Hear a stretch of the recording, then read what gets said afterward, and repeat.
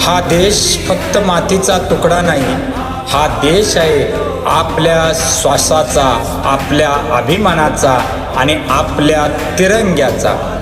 ज्या स्वातंत्र्यासाठी असंख्य वीरांनी आपले आयुष्य अर्पण केले, त्या स्वातंत्र्याची किंमत आपण कधी विसरू नये. आज भगतसिंग, राजगुरू, सुखदेव, चंद्रशेखर आझाद, नेताजी सुभाषचंद्र बोस आणि असंख्य ज्ञात अज्ञात स्वातंत्र्य सैनिकांच्या त्यागाला आज मनापासून सलाम.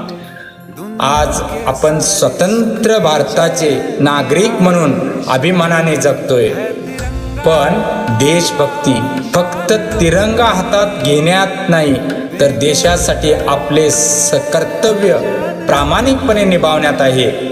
आपण कोणत्याही धर्माचे असो, कोणत्याही जातीचे असो, आपली भाषा वेगळी असू शकते, पण आपण सर्वप्रथम भारतीय आहोत याचं भान असलं पाहिजे.